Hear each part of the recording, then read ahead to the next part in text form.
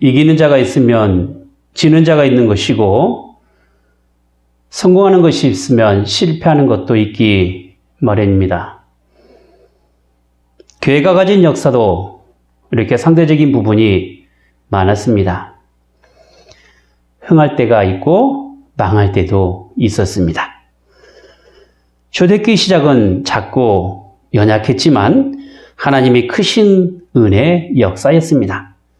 반면에 크고 대단한 세력을 가졌지만 어둠에서 교회의 모습을 잃어버린 천년의 중세교회 역사도 있었습니다. 물론 이러한 모습들이 하나님께서 이뤄가실 그 구원의 계획에 문제가 생기거나 혹은 차질이 나는 것을 의미하지는 않습니다. 비록 세상의 눈으로 볼 때 다 망한 것 같아도 망하지 않습니다. 가장 극한 상황에서도 하나님께서는 언제나 새로운 희망을 주시고 또 그 길을 열어주신다는 것입니다. 암흑과 같은 중세 교회에서도 하나님께서 믿음의 사람들을 세워주시고 또 종교개혁이 일어나도록 하셨던 것이죠. 그 어떤 경우라도 하나님께서는 당신의 교회를 신실하게 세워가시고 끝내 승리하시는 하나님이심을 분명하게 보여주고 계시는 것입니다. 오늘의 이야기는 나팔 재앙 가운데 7번째 천사가 나팔을 부는 것으로부터 시작하고 있습니다.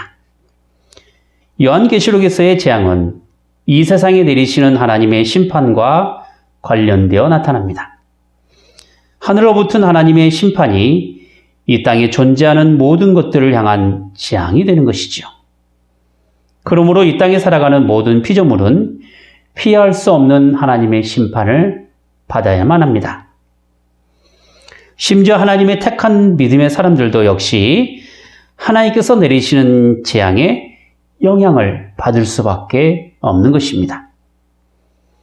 하지만 우리가 분명히 알아야 될 것은 하나님께서 내리시는 재앙의 대상이 죄로 물든 세상이라는 것이죠.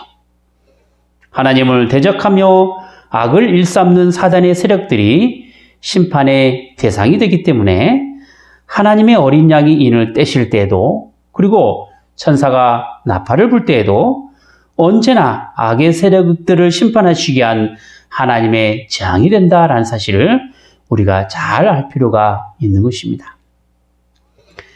그런데 중요한 것은 이러한 재앙이 언제나 악의 세력들의 전쟁으로 인하여 믿음의 사람들에 대한 심각한 피해와 고난이 있어 왔다라는 것이죠.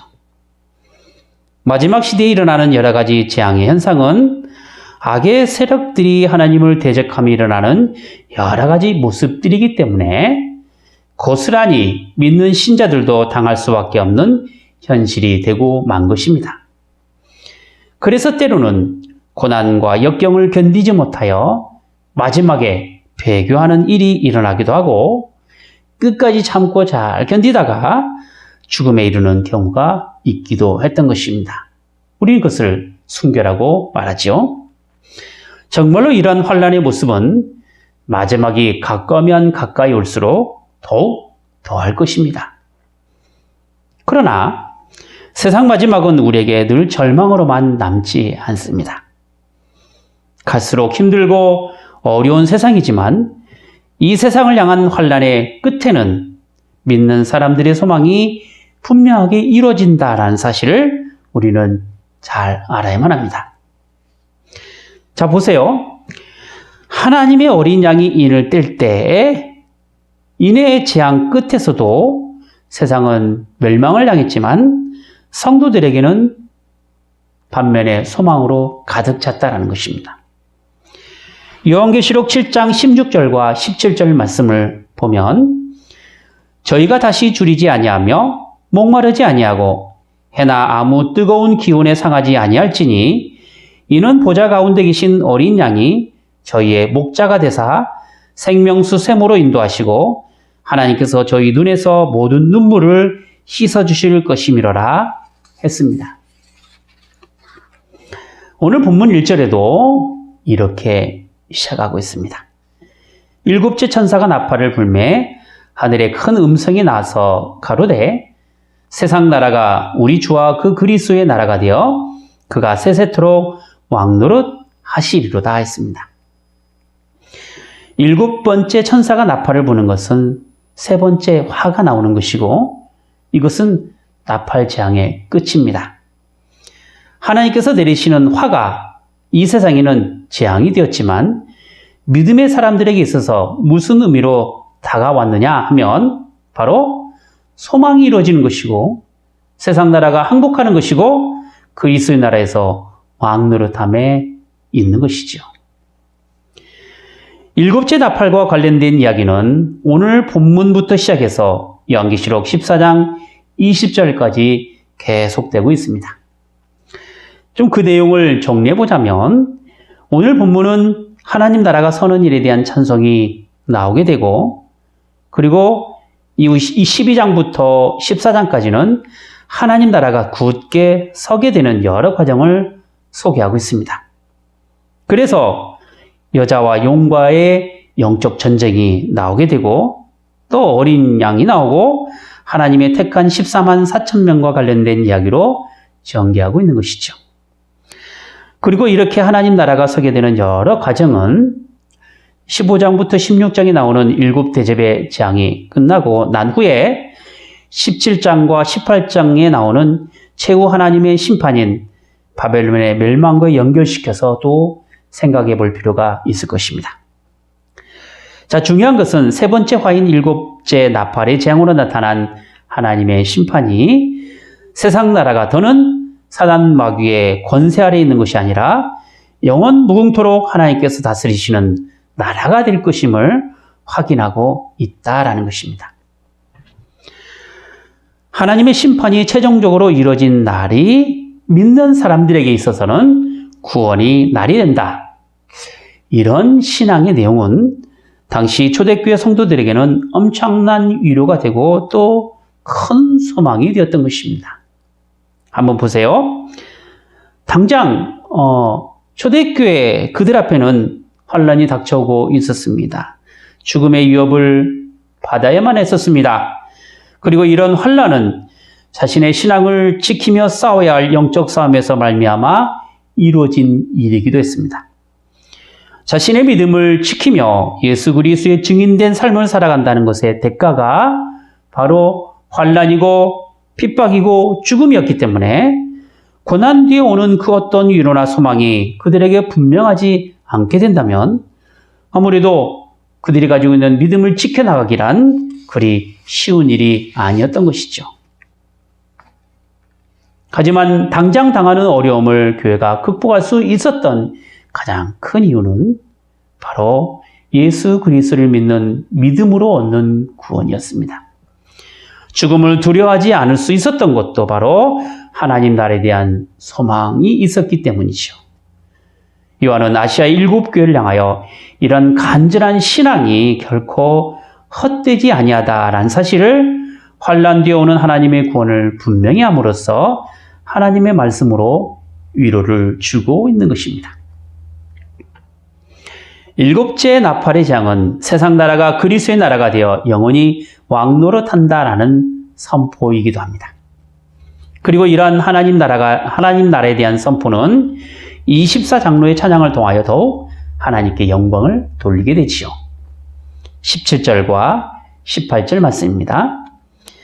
감사옵나니 옛적에도 계셨고 시방도 계신 주 하나님 곧 전능하시니여 진히 큰 권능을 잡으시고 왕노릇 하시도다. 이방들이 분노하며 주의 진노가 임하여 죽은 자를 심판하시며 종 선지자들과 성도들과 또 물론 대소하고 주의 이름을 경외하는 자들에게 상 주시며 또 땅을 망하게 하는 자들을 멸망시키실 때로소이다 했습니다.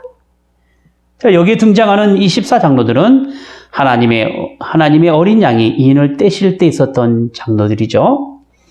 전에도 언급했지만 24장로는 구약 이스라엘을 대표하는 12지파와 그리고 신약교회를 대표하는 12제자를 의미하는 것으로서 모든 신자와 교회를 대표하는 존재다 이렇게 말할 수 있을 것입니다. 자, 그럼 24장로들이 부른 찬양의 내용이 무엇이었습니까? 두 가지로 이야기할 수 있는데요. 첫 번째로요. 주 하나님께서 예전부터 지금까지 왕이 되심을 찬양했다라는 것입니다. 신자가 부르는 찬양의 내용에는 언제나 하나님께 향하여 있어야 되고 또 하나님을 높여 부르는 것에 있어야 합니다. 자신의 신앙 고백이나 또 복음의 간증도 다 하나님을 최종적으로 높여드리는 데 있습니다. 그런 점에서 우리의 찬양에는 하나님을 높여 부르는 영광이 들어가 있어야 되고 주님께 향한 경배가 들어가 있어야 합니다. 24장로가 하나님을 높여드리는 것은 주님이 왕이 되심에 있습니다. 여러분, 왕이 가지고 있는 가장 큰 특징이 무엇이라고 생각합니까? 바로 다스림입니다. 온 세상을 만드시고 그 세상을 다스리신 분이 바로 우리의 왕이신 하나님이십니다. 그 어느 것 하나라도 하나님의 통치권에서 벗어나는 것이 없습니다. 설령 사단 마귀가 판을 치고 그들의 권세가 유력을 떨치더라도 결국 하나님의 허락이 없이는 아무것도 할 수 없는 존재들인 것이죠. 바로 이것이 우리가 부를 찬양의 내용이 되고 감사의 제목이 되는 것입니다. 두 번째로 하나님께서 왕노릇하실 일어나는 일에 대한 찬양이 있습니다. 세상 마지막 때 하나님의 다스림은 분명하게 두 가지 현상으로 드러나게 됩니다. 하나는 악한 세상이 판을 치는 모습과 또 다른 하나는 주님의 진노가 심판을 통하여 나타나 저들을 멸망시키게 되고 환난과 핍박 중에도 믿음으로 사는 신자들에게 향한 하나님의 구원하심이 있다는 것입니다. 세상은 하나님을 외면하고 복음을 멸시하며 또 교회를 핍박하는 강도를 더해갈 것입니다. 심지어 사단과 마귀의 권세 아래 있는 것으로 즐거워하며 그리스도를 증거하는 사람들을 잡아 죽이게 될 것입니다. 이게 세상의 모습이죠. 양심의 화를 맞은 세상의 모습은 더럽고 잔인하며 사악함의 극치를 더해갈 것입니다. 그래서 우리는 이러한 현상 때문에 하나님의 존재에 대해서 의심을 하게 됩니다. 점점 더 악이 판을 치고 하나님의 법이 사라지는 세상의 모습에서 진정 선하신 하나님의 다스림으로 이해할 수 있겠느냐라는 매우 실제적인 하소연이 우리에게 일어나기도 한다는 것이죠. 자, 그런데 이러한 비슷한 하소연이 이스라엘이 당하는 핍박과 환난 중에 하나님께 향한 선자의 부르짖음으로도 나타나 있었다라는 것입니다. 바로 하박국서 1장 2절부터 4절 말씀이죠. 여호와여, 내가 부르짖어도 주께서 듣지 아니하시니 어느 때까지리이까? 내가 강포를 인하여 외쳐도 주께서 구원치 아니하시나이까? 어찌하여 나로 간악을 보게 하시며 패역을 목도하게 하시나이까? 대저 겁탈과 강포가 내 앞에 있고 변론과 분쟁이 일어났나이다.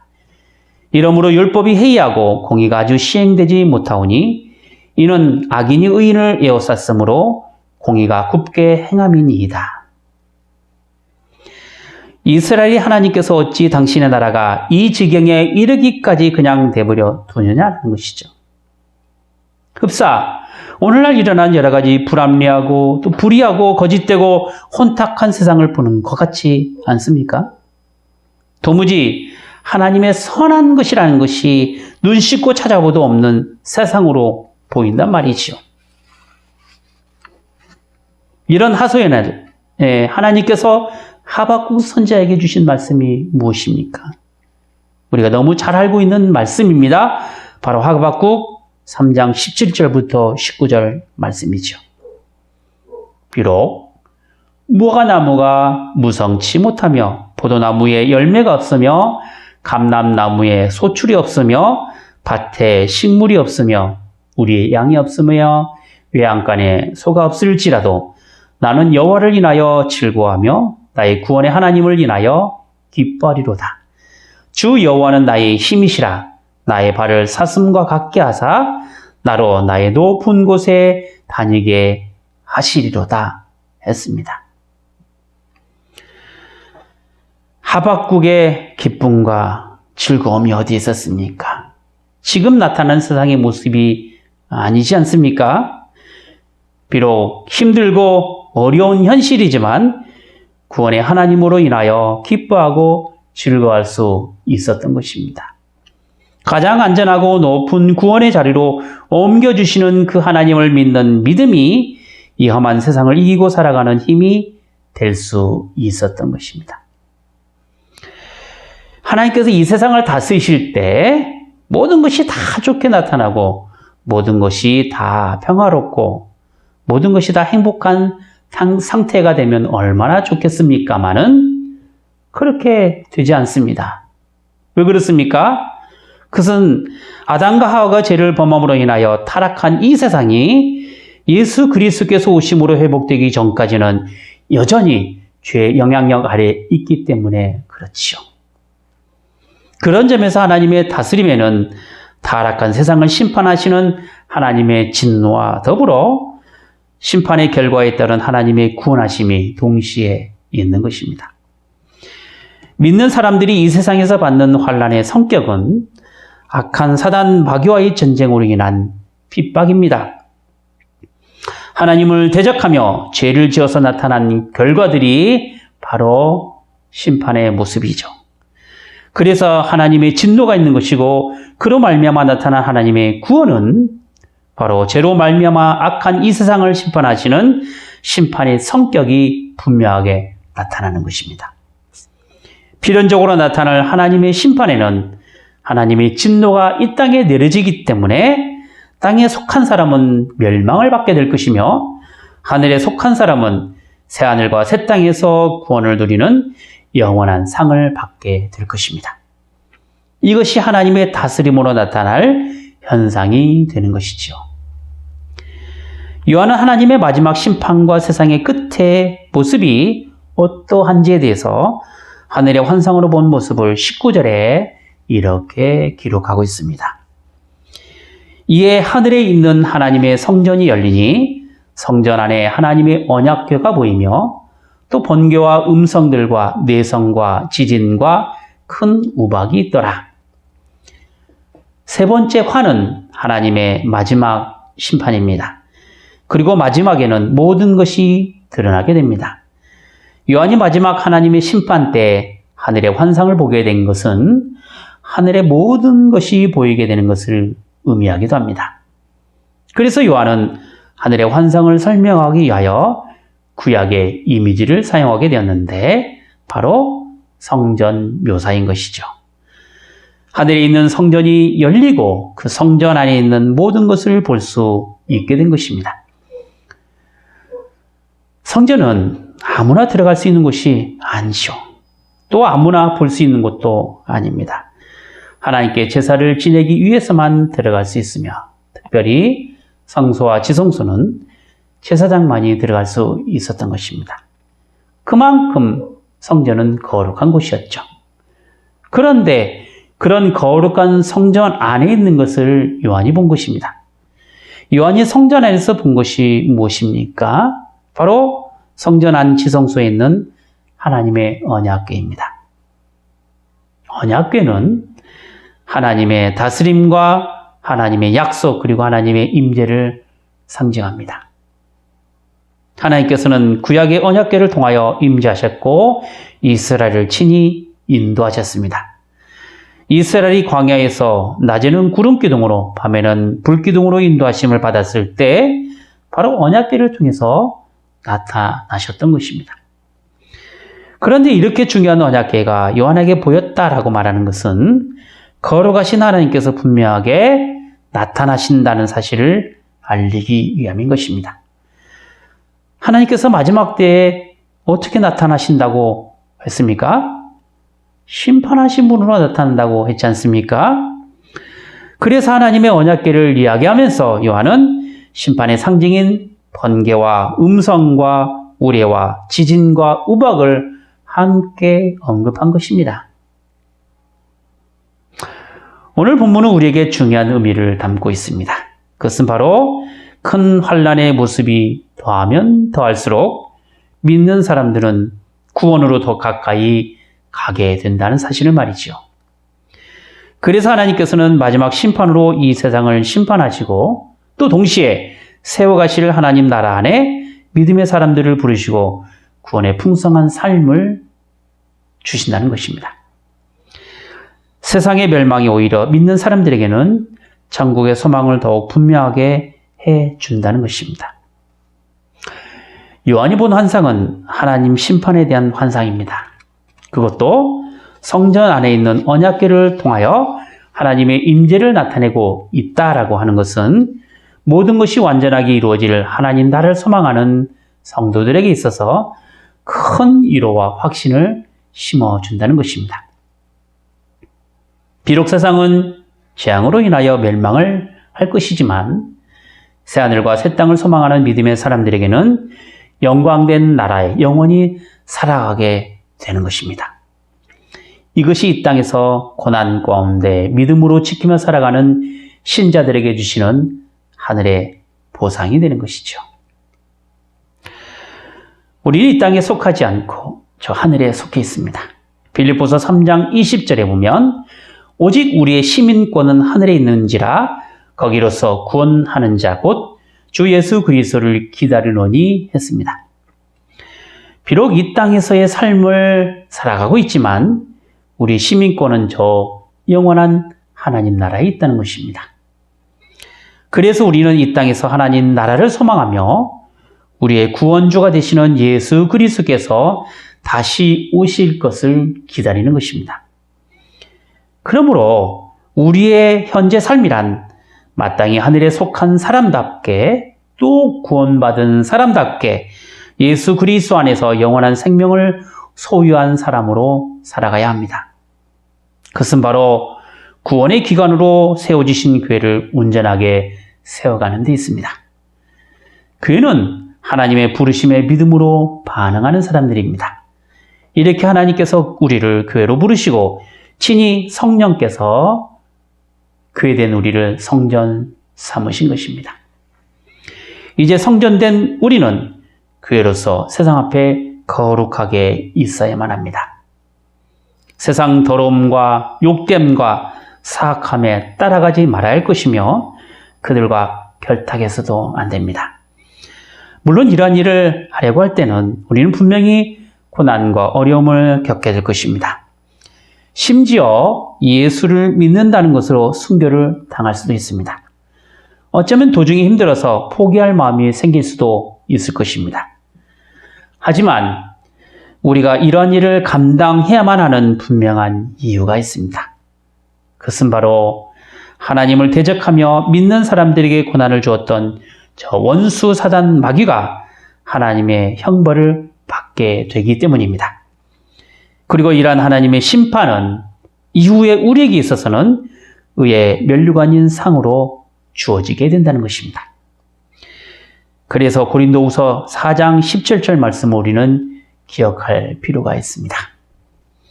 우리의 잠시 받는 환난에 경한 것이 지극히 크고 영원한 영광에 중한 것을 우리에게 이루게 함이니 지금의 어려움을 믿음으로 극복하는 사람이 최종 하나님 나라의 승리자가 됩니다. 기도하겠습니다.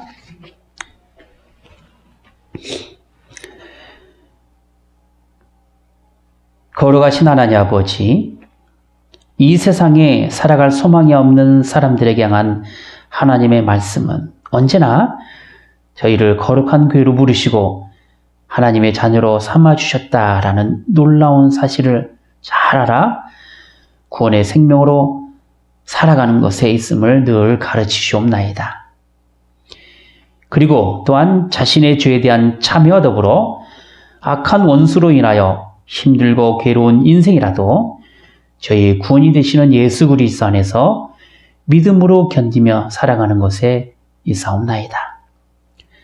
비록 세상은 더없이 힘들어질 것이며 또 자신들은 자신의 죄로 인하여 악해지고 거짓될 것이지만 현재 저희가 받는 고난은 우리에게 주어질 영광과 좋게 비교할 수 없다라는 그 말씀의 놀라운 비밀을 저희가 믿음으로 잘 받아 지금의 삶을 넉넉히 믿음으로 잘 감당할 수 있는 저희가 되게 하여 주시옵소서. 주 예수 그리스도의 이름으로 기도하옵나이다. 아멘.